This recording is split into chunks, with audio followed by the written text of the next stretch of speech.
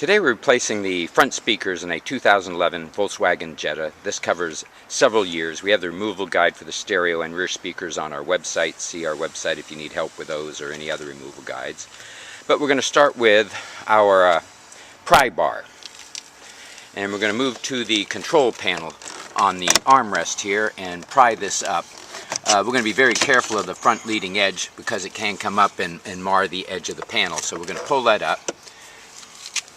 This is going to give access to one T30 screw in the opening here that comes right out of this opening.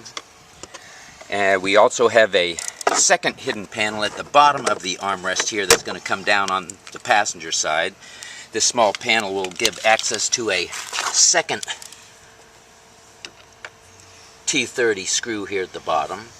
And then at the very bottom of the door panel here, towards the front, we have a T25 torque screw that needs to be removed.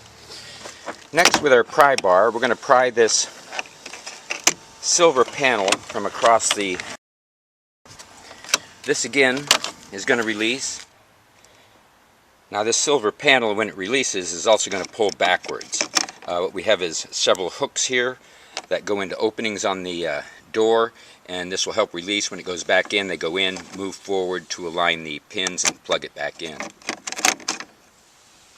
And give access here at the back of the door panel one more T30. We're going to remove this screw.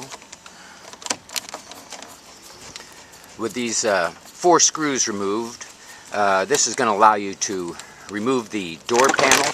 The bottom of the door panel clips will release with some pry pressure, allowing you to pull the door panel back and then up and out of the window jamb at the same time. The door panel will release from the door and back away from the door. Now this is going to give us access to the back of the door panel. We have several things going on here. One is the main control panel that we released earlier. We're going to release the connector on that, set that panel to the side, and access the back of the panel. There are several connectors here starting at the top. Let's see if we can find the trigger. The trigger on this one is towards the center. You push it down, releases the lock, and you can remove that connector. Next we have the linkage. And let's see how this linkage works here. There we go. You pull the back end of the linkage out, it releases by pulling on the little clip here that unlocks it. And to put it back in, you put the front back in, push the back down in to lock it into place. Again, release the trigger and it removes that. Now, if there are any other connectors, courtesy lights and so on, now's the time to disconnect it. But this is going to give you access to what was at one time the aftermarket speaker. The aftermarket speaker is here. Today we're putting the original back so the customer can turn the car in and keep his speakers. But this speaker is usually riveted into the door panel, so you have to get your drill to drill the rivets out. And when installing aftermarket, you turn around and use self-tappers all the way around the speaker. Now for the driver's door, it is a little different. We removed a small triangular panel down here from the passenger side, but the driver's door has a little bit different panel on the back in the opening here. And we're going to pry that out, and this is a much different shape than the passenger door, but this is also going to give access to the T30 here. We're also going to pry the control panel up out of the armrest. This will give us access to the T30 that's here, along with removing the silver band for the T30 that's here at the back. And at the very bottom of the door panel here, we have the T25. Rear door panel for the 2011 Jetta is pretty similar to the front door panel, but I did forget to mention one thing, and we'll get to that in a moment. We do have the one T25 screw that is going to be at the bottom of the panel.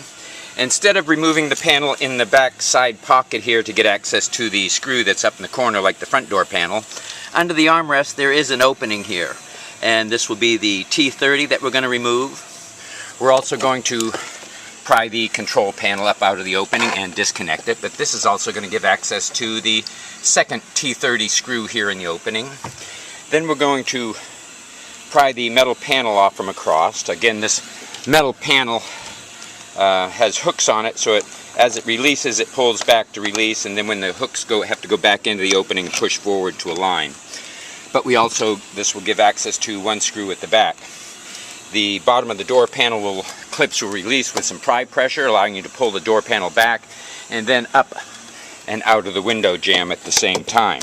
Now, the one thing I did forget to mention here is when we took one of the front door panels off earlier for the removal guides, I forgot to mention to check the door panel for any clips. And we have clips here on the door panel, one down here on the door panel, and one at the very bottom down here. On the front door panel, the clip was removed from the door panel and remained in the door, and you can't get the door back on and have it sit flush without removing or prying the clip from the door and placing it back onto the door panel. Hope this video has been helpful, and thank you for watching.